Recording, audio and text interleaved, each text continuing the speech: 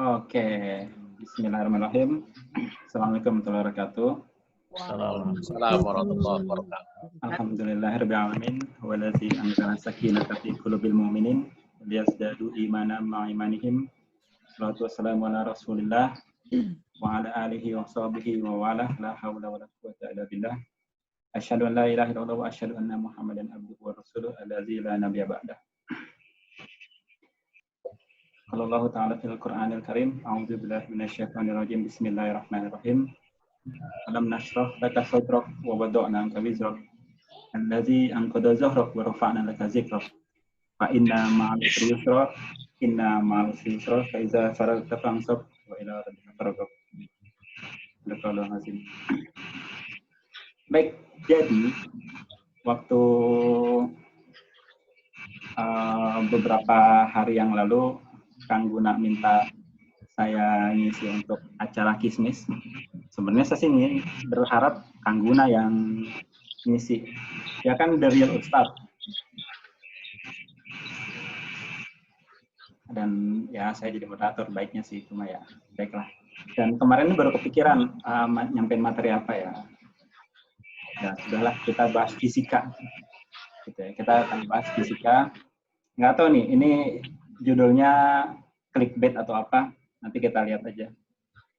Jadi kita akan bahas fisika, mata kuliah yang dulu sama-sama kita sukai dan kita senangi, kita dambakan dan kita rindukan. Terus ya sebenarnya fisika itu apa sih gitu kan? Kalau dari namanya fisika, fisik. Gun, ini berapa menit Gun? Gunanya hilang. Ya udah. Fisika, fisik. Jadi secara garis besar ini adalah ilmu yang mempelajari tentang fisik gitu. Tapi tidak semua fisik itu fisika kayak tadi. Waktu Ian nanya ke Rezi, itu yang bersinar matahari atau apaan gitu kan? Itu fisik tuh. Tapi itu bukan fisika. Jadi fisika itu kalau kata dictionary dia adalah study of matter, energy, dan interaksi between mereka. Itu kata dictionary. Tapi kalau kata physicist, kata fisikawan, fisika itu natural science yang based on experiments, measurement, dan analisis matematika dengan tujuan untuk menemukan hukum-hukum fisik yang kuantitatif di segala jenis, dari mikrokosmos sampai makrokosmos galaksi gitu kan. Itu fisika. Seperti itu. Dan tapi ini bukan yang akan kita bahas. Ini hanya apa ya? Permukaannya aja. Di kesempatan ini paling kita cuma bahas chapter 1 karena chapter lainnya tidak perlu terlalu panjang untuk dibahas. Nah, friksi. Apa itu friksi? Friksi itu bukan salah satu genre dalam novel. Ada friksi dan non friksi. Atau ada science fiction. Friksi itu adalah gaya. Ini semua udah tahu sih sebenarnya. Apa yang ingin saya sampaikan di sini sebenarnya teman-teman udah tahu. Itu gaya yang oppose motion, menghambat motion, menghambat gerakan antara dua surface yang bersentuhan. Jadi ketika ini kalau misalnya digambar nih ada orang narik benda ke arah kanan, gitu kan.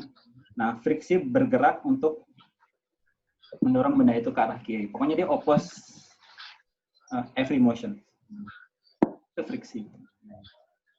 Nah, tapi satu hal ada hal yang menarik dalam friksi ini. Nah, ini dulu nih. Kalau kira-kira apakah box ini akan meluncur turun? Gitu kan? Itu pertanyaannya.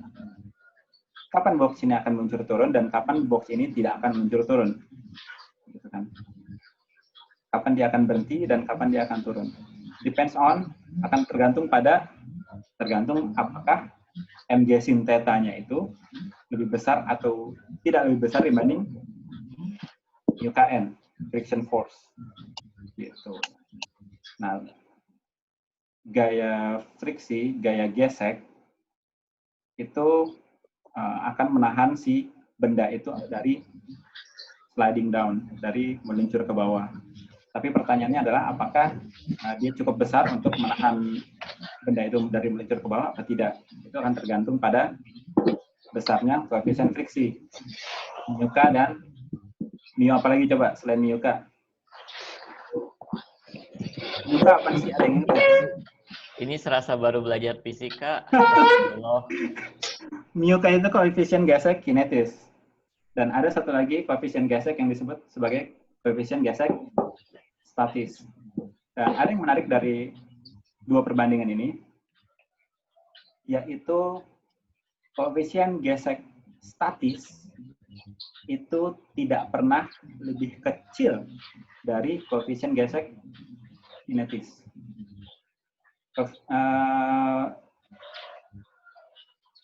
Static friction itu adalah static friction itu adalah gaya gesek yang muncul pada objek yang diam, statis. Pada saat benda diam, gaya gesek yang bekerja di situ adalah gaya gesek statik. Tapi pada saat benda itu meluncur atau bergerak atau move, yang bekerja di situ adalah gaya gesek kinetis. Dan gaya gesek statis itu tidak pernah lebih kecil dibanding gaya gesek kinetis. Gaya gesek statis tidak pernah lebih kecil dari gaya gesek kinetis. Artinya apa? Artinya bahwa benda ketika sudah bergerak, itu gaya geseknya lebih kecil dibanding sebuah benda ketika sedang diam. Dan ini mengindikasikan tidak hanya dalam gaya gesek, tapi hampir dari semua sendi kehidupan kita. Bahwa the first step is the hardest. Bahwa langkah-langkah awal kita itu selalu menjadi langkah-langkah yang paling sulit. Kalau dulu kan ada yang nanya, kenapa sih penyesalan selalu datang di akhir? Ya soalnya kalau di awal adalah pendaftaran. Ya sebenarnya yang di awal bukan pendaftaran. Yang di awal itu adalah kesulitan.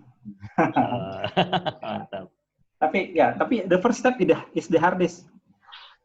Langkah pertama itu selalu lebih sulit, gitu ya. Teman-teman pasti udah pernah ngajain skripsi dong, ya nggak? Apa yang tersulit dari ngerjain skripsi adalah memulai, ya nggak? Lalu ada godaan-godaan untuk hangout bareng, untuk main game, untuk ngegabut, padahal sebenarnya ada skripsi yang harus dikerjain. Terus pada saat ternyata bisa meluangkan waktu untuk ngerjain, 2 jam kemudian cuma cover sama ucapan terima kasih, gitu kan. Dan ya langkah awal itu memang selalu yang paling keras. Gitu. Nah tapi tadi di awal saya sampaikan surat yang kita kenal sebagai Alam Nashrah di ayat 5 dan 6, di situ Allah berfirman bahwa setelah kesulitan itu akan ada.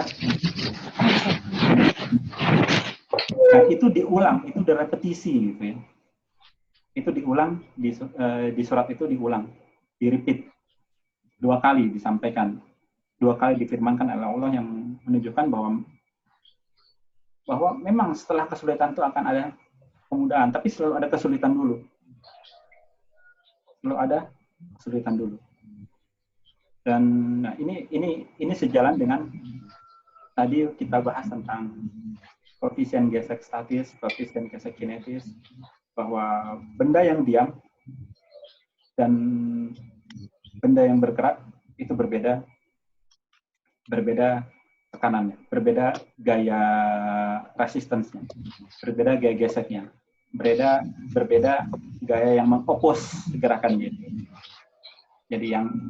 Jadi gaya gesek terbesar itu adalah pada saat benda itu akan bergerak.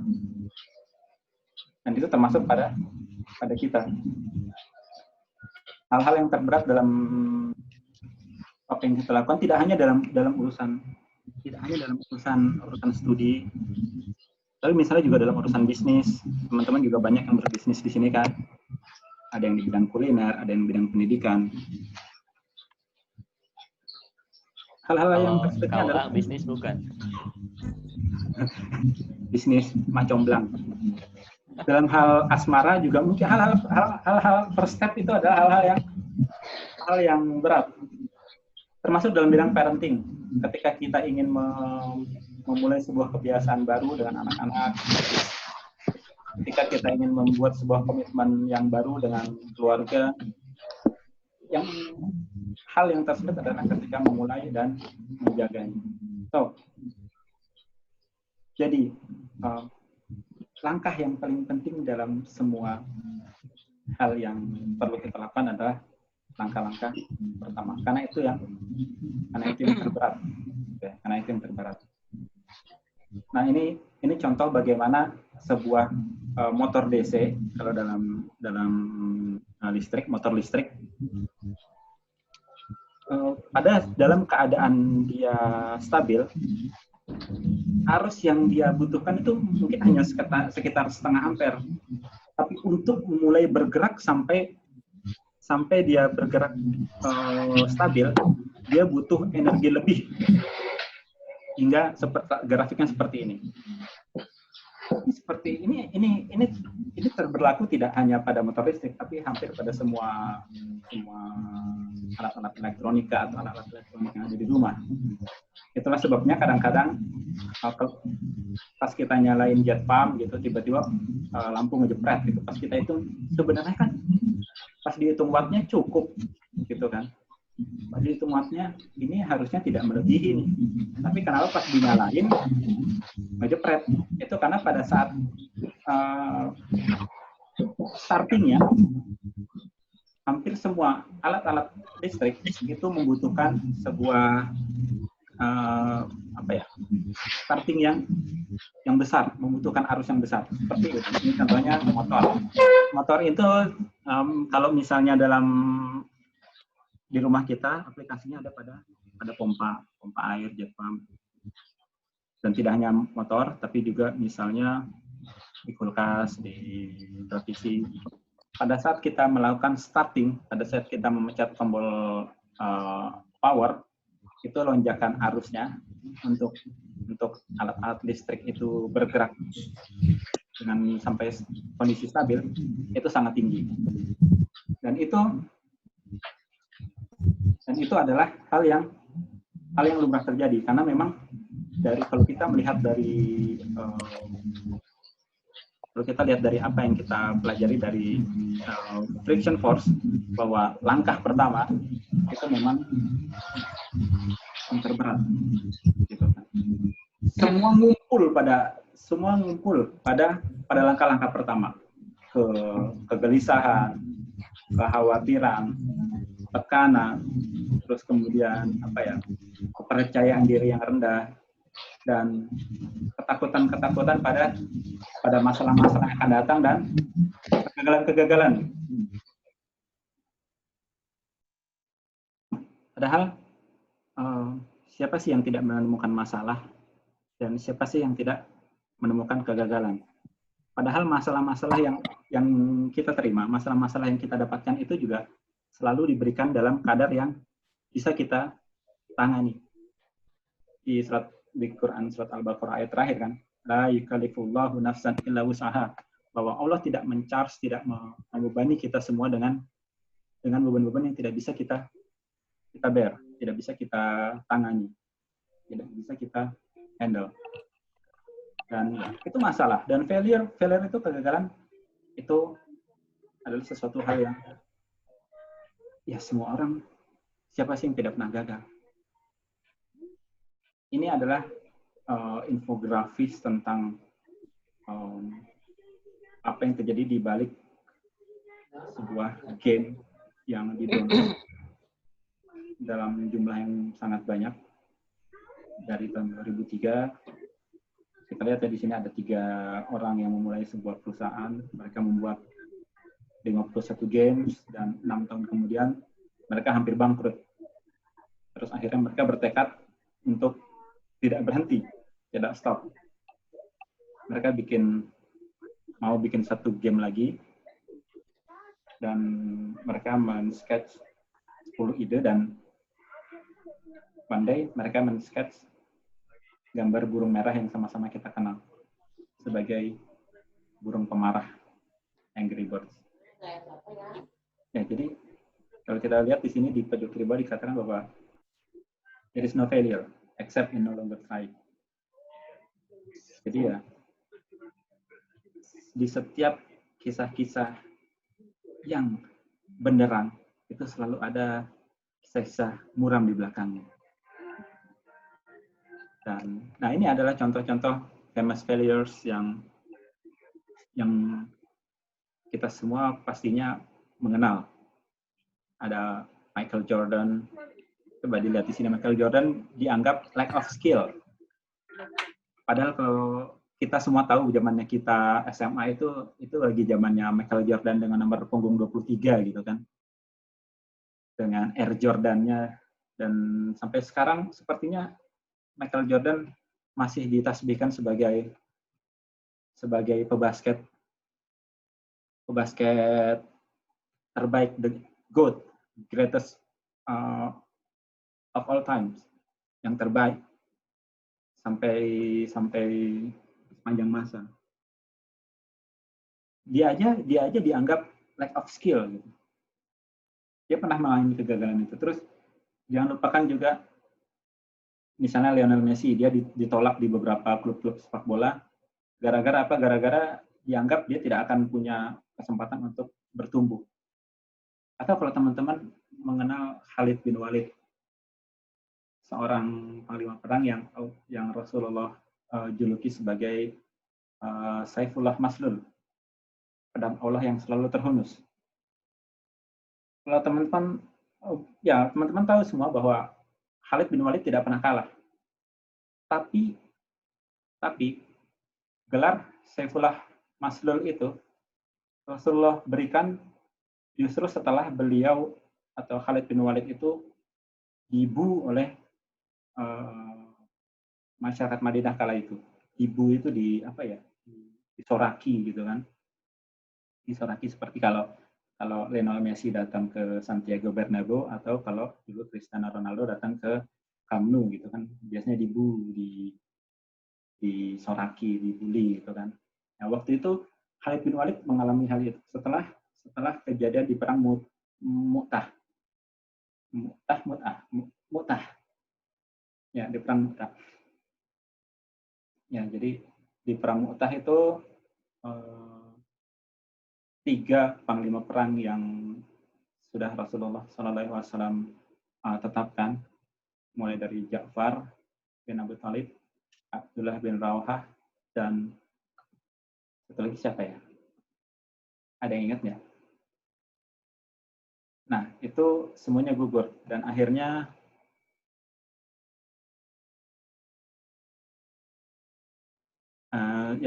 semua gugur dan akhirnya tidak ada panglima perang waktu itu. Tidak ada panglima yang memegang panji kaum muslimin. Sehingga Khalid mengambil panji itu. Khalid bin Walid radhiyallahu anhu mengambil panji itu dan akhirnya membuat sebuah strategi yang defensif. Sebuah strategi yang defensif. Kalau zaman sekarang mungkin seperti di sepak bola Jose Mourinho gitu kan, dibilang defensive football, parkir bis. Waktu itu Khalid bin Walid juga melakukan hal yang mirip. Jadi membuat strategi bagaimana di belakang Khalid bin Walid meminta pasukan-pasukan berkuda untuk ngegabut di belakang. Ngegabut di belakang pasukan supaya apa? Supaya muncul asap. Seolah-olah ada pasukan baru yang datang. Supaya apa? Supaya di dalam benak pasukan Romawi waktu itu, jadi perang Mu'tah itu adalah perang melawan Romawi. Kita dalam perjalanan kaum muslim waktu itu ada 3 periode peperangan melawan Romawi ya. Yang pertama adalah perang Tabuk, yang kedua perang Mu'tah, dan ketiga perang Yarmouk, perang yang legendaris, karya besar dari Khalid bin Walid. Nah, itu ada strategi defensif, dan ternyata benar, orang-orang pasukan Romawi berpikir bahwa waduh, ini yang dikit aja susah banget kita kalahin. Waktu itu kalau nggak salah perbandingannya adalah sebentar. Ya pokoknya banyakan Romawi lah. Nah, ini yang dikit aja susah banget dikalahin. Gitu kan. Apalagi muncul nih pasukan-pasukan baru. Waduh, kita mundur aja. Akhirnya Romawi mundur. Akhirnya apa? Akhirnya waktu itu tidak ada yang menang berarti kan. Romawi mundur, sehingga Khalid bin Walid bisa pulang. Tapi orang-orang Madinah tahu apa yang dilakukan oleh Khalid bin Walid. Strategi defensif. Sehingga ketika masuk Madinah, beliau dibunuh gitu kan, disoraki. Tapi justru prestasi itulah oke. Orang-orang mungkin menganggap itu bukan prestasi, ya. Tapi Rasulullah melihat itu sebagai sebuah prestasi, dan Rasulullah memberikan beliau gelar Saifullah Maslul. Itu berawal dari apa? Berawal dari sebuah kegagalan, walaupun tidak kalah perang. Tapi itu adalah sebuah, orang-orang melihat itu adalah sebuah kegagalan. Mundur itu kadang ternyata dibutuhkan untuk membuat strategi perang yang baru. Makanya ketika di perang Yarmouk, Khalid bin Walid akhirnya berhasil membawa kaum muslimin memenangi pertempuran melawan pasukan Romawi. Tapi teman-teman tahu nggak? Teman-teman tahu nggak apa yang ketika suatu saat Khalid bin Walid ditanya, apa sih resep bisa memenangkan setiap pertarungan? Khalid bin Walid bilang, setiap saya melewati sebuah tempat, tidak ada yang saya pikirkan kecuali taktik perang apa yang akan saya gunakan kalau saya perang di situ. Itu profesional banget. Jadi setiap datang ke tempat gitu kan, wah, taktik apa yang bisa gue pakai di sini nih, gitu kan? Kalau misalnya terjadi perang di sini, gitu. Makanya akhirnya belum tidak pernah kalah. Oke, kita lihat lagi yang lain, J.K. Rowling, terus banyak contoh-contoh kegagalan-kegagalan yang ternyata akhirnya apa ya, seperti yang dikatakan Napoleon Hill ini. Most great people have achieved their greatest success just one step beyond their greatest failure. Jadi kegagalan itu adalah bagian dari kesuksesan, keberhasilan. Kita tidak hanya berbicara tentang bisnis, tapi juga kita bicara tentang studi, kita bicara tentang parenting, kita bicara tentang kita sebagai seorang hamba, sebagai seorang muslim, itu semua ada kisah-kisah kegagalan. Oke, so yang harus kita lakukan sekarang adalah kita take our first step now dalam apa yang ingin kita capai. Ini yang disebut sebagai iradah dalam terminologi Islam. Ini yang kita sebut sebagai iradah. Dan kemudian setelah take the first step, don't stop. Ini yang dalam terminologi Islam kita katakan sebagai istiqamah. Jadi setelah ini kita punya iradah, iradah itu apa ya? Kemauan dan istiqamah. Oke, chapter 1 finish. Gravity, di dalam chapter gravity yang dibahas itu adalah tentang iradah, dan dalam chapter hukum Newton,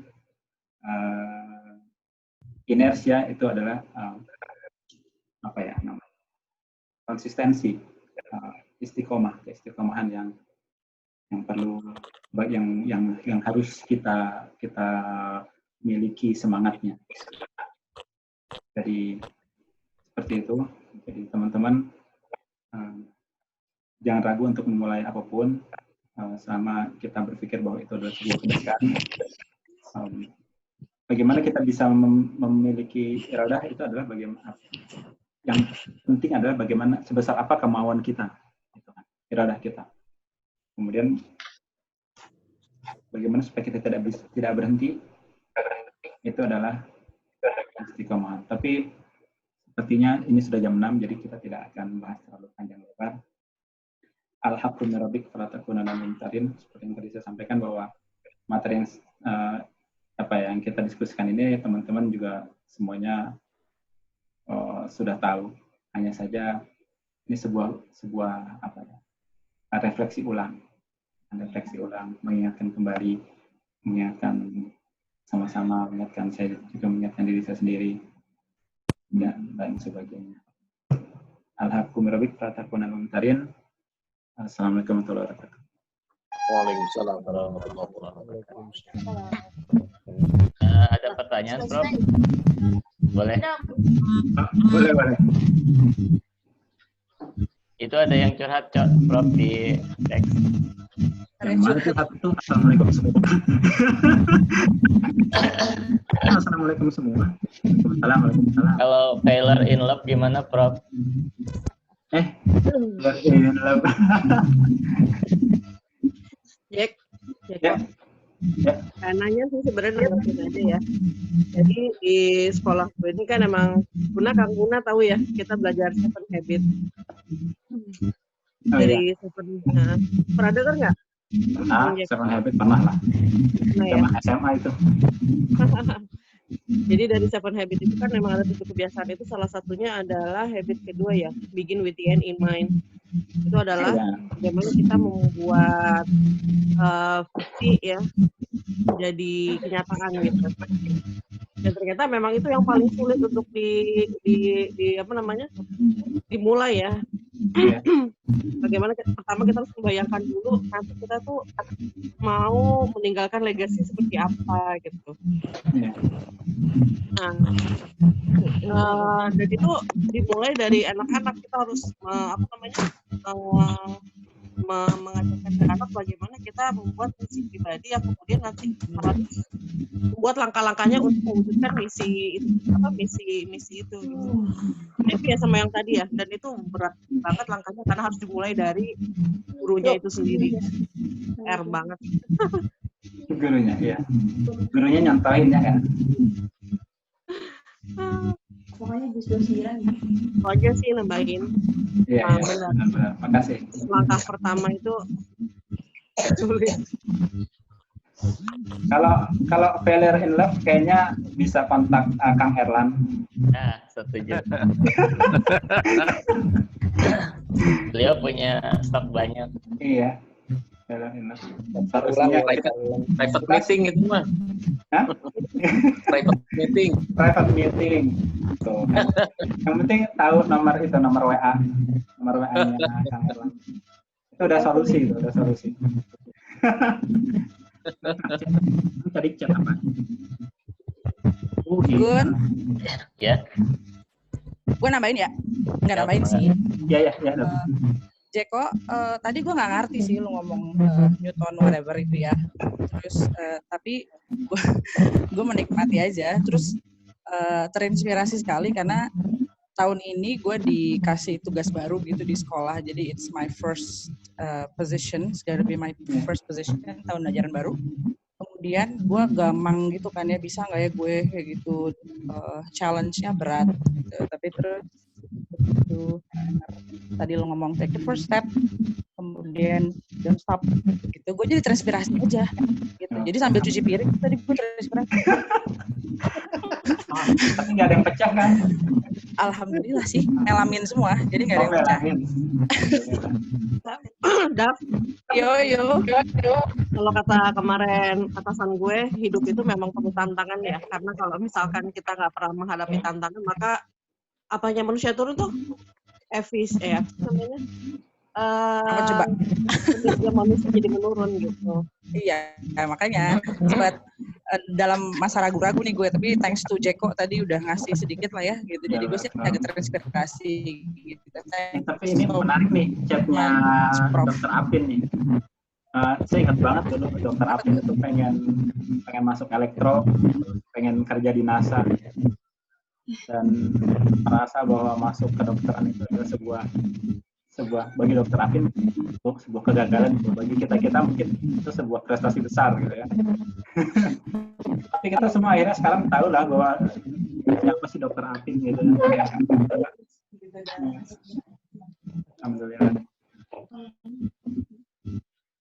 Betul. Maka kayaknya Kenangan masa lalu dalam fisika. Mau bilang buatnya Masya Allah barakallahu. nggak kedengeran suaranya ini. Iya, bisa. Tuh udah nggak di mute. Rekodnya sama